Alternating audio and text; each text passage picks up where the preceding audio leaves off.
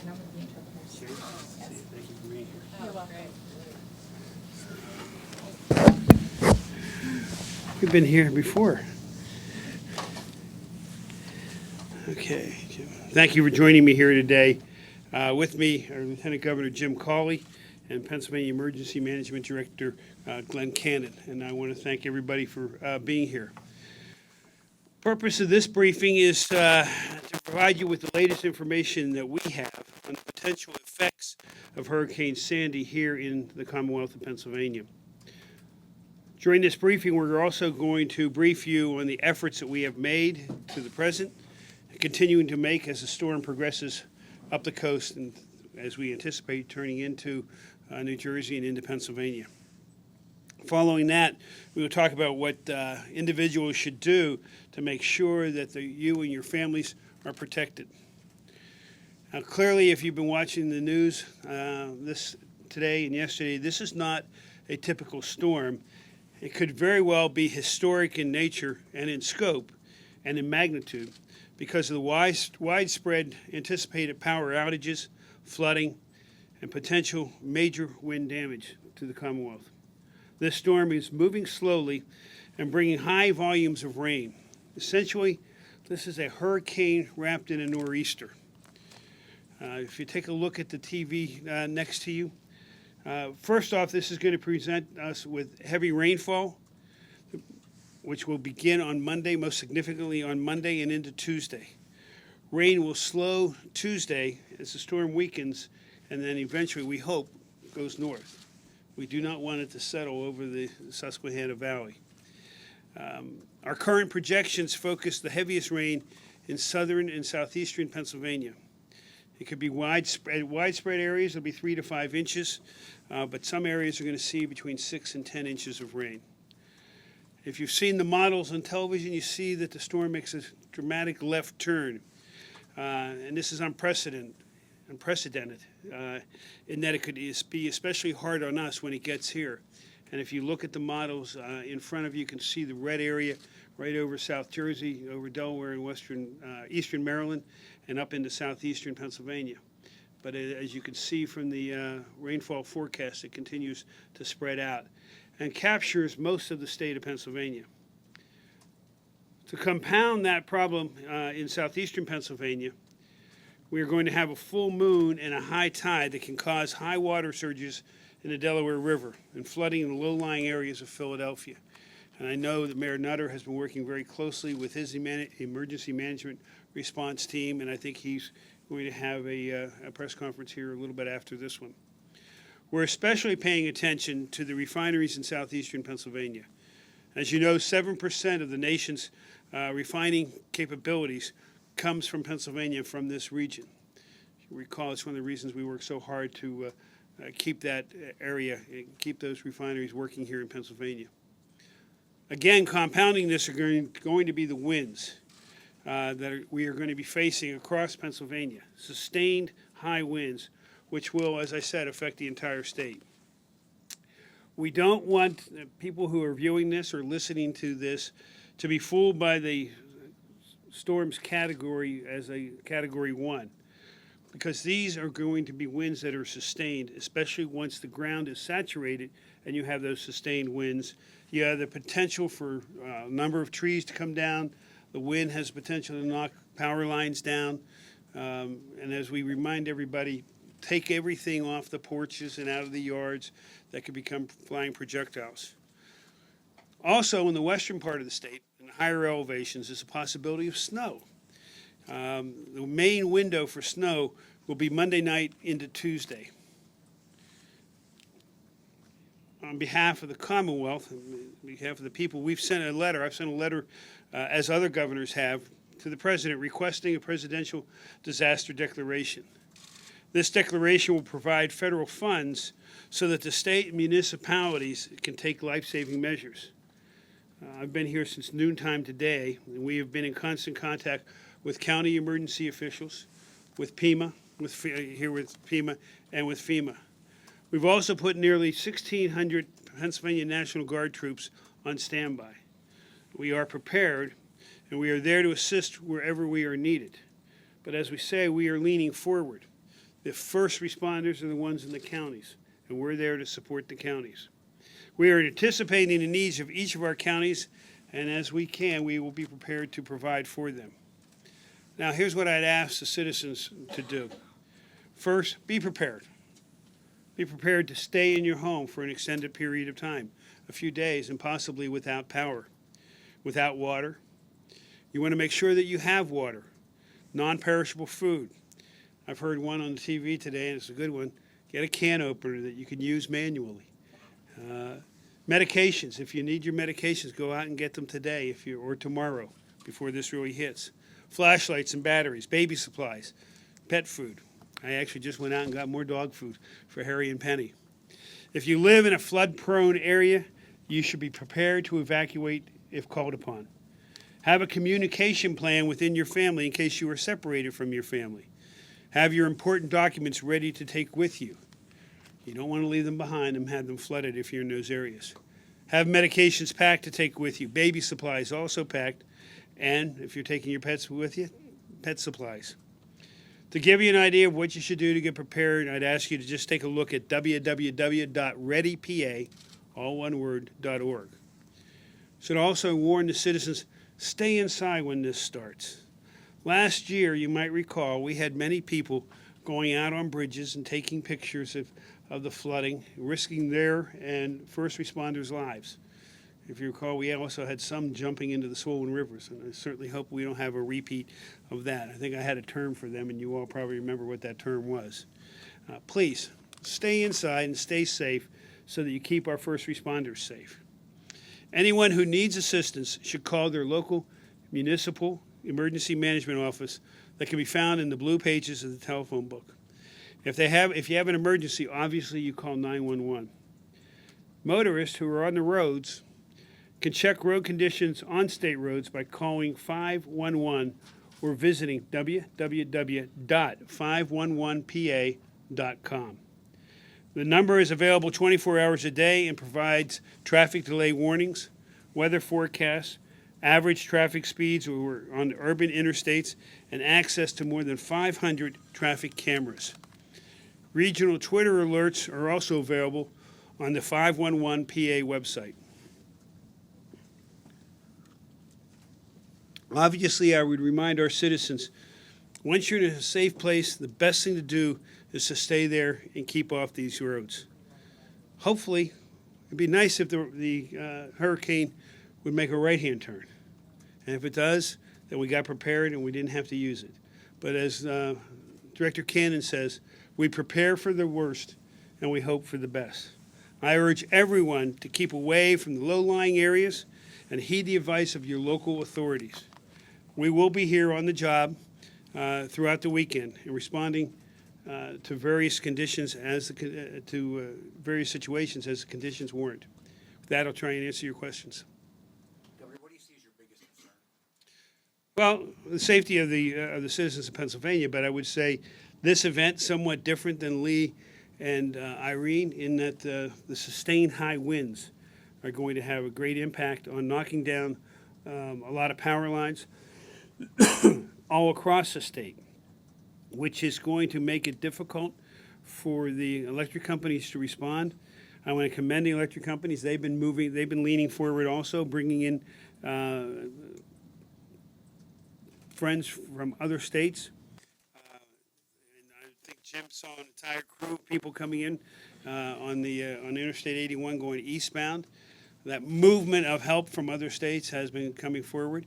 But once this happens, and if it sustained winds, as you see, and those numbers keep changing, and you can see it on there, there's going to be a lot of electricity knocked out, and potentially for a number of days. The other emergency responders you have on your Florida State Police, are they beating up numbers?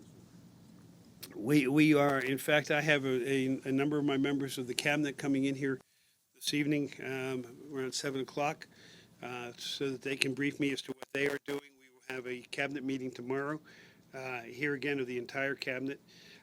We are preparing for this, and the state police are doing exactly what they're supposed to do. They're prepared. Are there lessons from last year that you've been able to implement as you're preparing now for this round? Well, we have. Director Cannon, as any good first responder, or as the for emergency management, as people in the military and law enforcement, you do after-action reports. They've studied what happened last year, and he feels comfortable. And I'll let him answer the question if you want further detail. Feels comfortable. We learned a number of lessons, and we're putting them into place right now. Glenn, you want to come up here? If there's anything in particular. One of the things we really worked on was information sharing. And since last year, we've put in place a statewide emergency management information system so that every county emergency operations center can now communicate directly with the state's emergency operations center. And we get that information in real time. So as counties are deploying local resources out to emergencies, we can see it here in the state. And it shortens the time when you see bad things happening that we can get support to go help those. So that's just one of them. Logistical supplies and support. We learned some great lessons last year, and all those are put in place already today. If you would go to the Gap, you would see tractor-trailer trucks coming in and beginning to stage well before the impacts are felt in our community. Things like that. We're turning the Gap into somewhat of a depot. Yes. With this equipment coming in, with water coming in, with generators coming in. And then they will be able to transport it out of there to where it's needed as the events occur. You mentioned this is a unique storm. Are you talking about what planning you may have done now for hundreds of thousands of people to be without power for maybe days or maybe weeks? Well, when it comes to that, we're really reliant upon the electric companies and the work that they do. They have done their own after-action report from the other storms. In this case, we've had time. They are bringing in these crews much further in advance than probably was done in past occasions. The thing that's going to take some time, though, is this is an extended period of time with these high winds. They're not going to be able to get up there and work on a lot of the lines during those real high wind periods. So it may be an extended period of time before people have access to electricity. Are there any plans to get water into communities that they need? Oh, yeah, those are all in place. As the counties call us and they tell us what they need, if they don't already have it there, that's what this depot at Indiantown Gap is for, and the National Guard to be involved in transporting that. It's there. As we get a call, we can send it out. This is going to be like a distribution center. If you watch how Lowe's or Home Depot have distribution centers along Interstate 81, this is an emergency management distribution center. The onus is on people, though, because they're the ones that are going to take care of themselves initially. They're going to have to be prepared. That's exactly why we're asking everybody, look at that readypa.org website. Be prepared for this. They have had plenty of warning now. We've been talking about this storm. I talked about it on Friday when I was up looking at the cleanup and rebuilding from Hurricane Lee or Irene and Tropical Storm Lee. But it's incumbent upon the individual citizens to take care of themselves and their families first. Are you worried about water?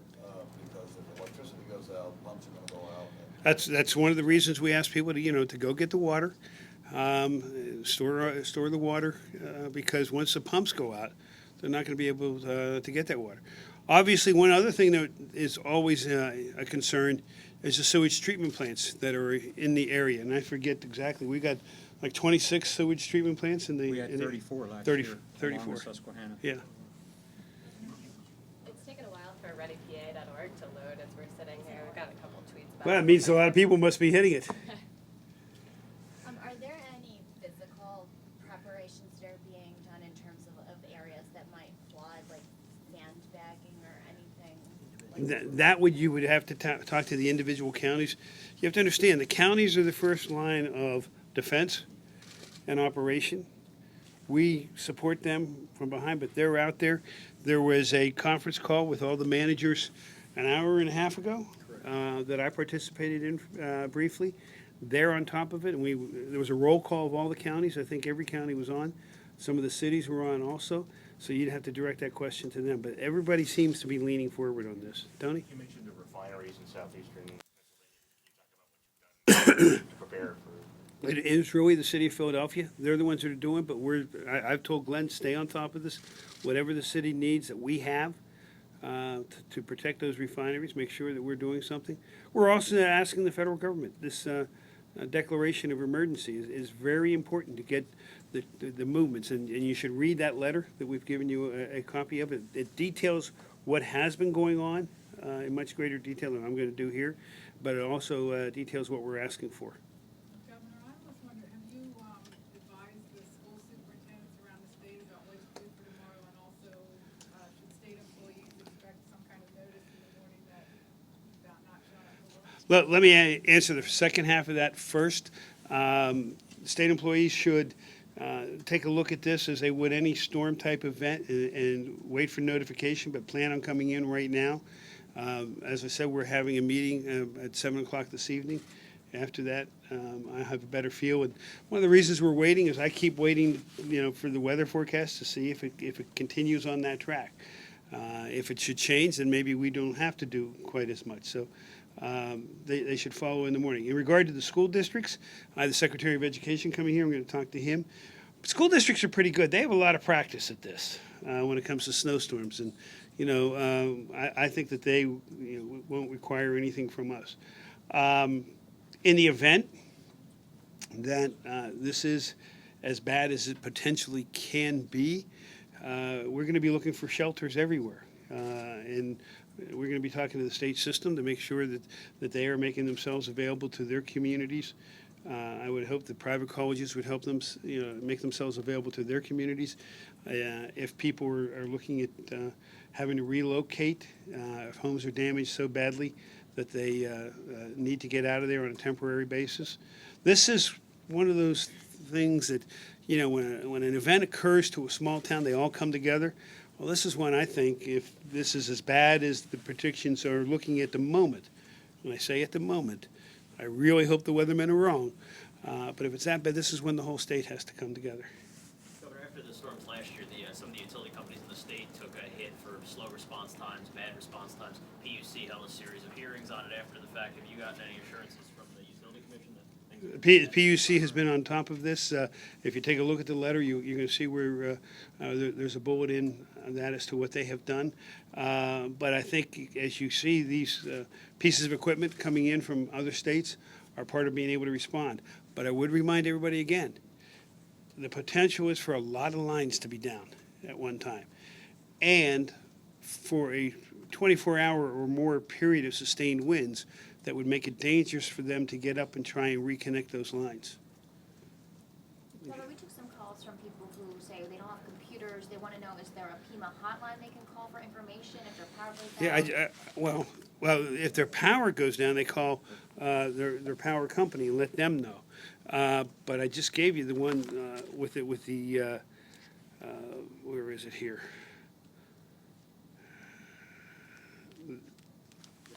It's there.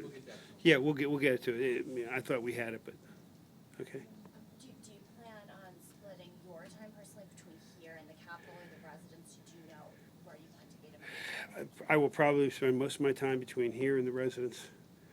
A little bit of my action when I told you when I got the dog food for the Harry and Penny, so I got to take that back. But just as I spent a great deal of the time last year at this time, I'll be here. And so will Lieutenant Governor. I've asked the Lieutenant Governor to participate or to lead a conference call of all county commissioners tomorrow to make sure that everything's moving forward with them, that they're satisfied with what we're providing to them also. Yesterday you were taking preparations with the residents. Is there anything that you're doing, besides flooding up the dock? No, not at the moment. From a flooding standpoint right now, and again, you have to keep watching the news. It appears we have to worry about, this is a wind event, then a flooding event. Depending on the area, it could be a flooding event down in the southeast a little bit sooner. Low-lying places, not major river flooding, so maybe the Delaware River because of the surge. Brandywine Creek down in Delaware County at Chadds Ford. I mean, that has a target on it, but it floods quite a bit. The creeks here in central Pennsylvania, you should be worried about those. The river, Susquehanna River, is pretty low right now. Now, remember I said, if it just hovers over us for quite a while, then I think you have to be concerned, because I think I remember in 1972, Hurricane Agnes came up here and sat for 3 or 4 days. It's obviously estimates at this point, but we're hearing numbers nationally well into the billions of potential damage from this storm. Have you been given any sort of estimate or range We've been given estimates, but I'm not sure that we should get into, how much the damage is going to be. We don't want to frighten everybody. But look at it this way, about 4 million people are going to potentially be affected by this. That is 25%, 25, almost 30% of the population of Pennsylvania. And this is an event that goes across the entire state. It goes all the way over to Ohio. The wind is going to be over there. The rain is going to be over there. Not to the degree that it is in southeastern Pennsylvania and here.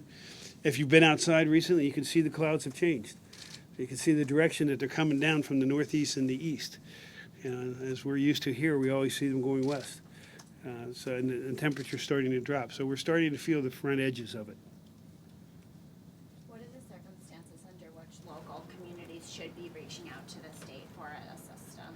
Well, they are with us all the time, and they're in constant contact with the director.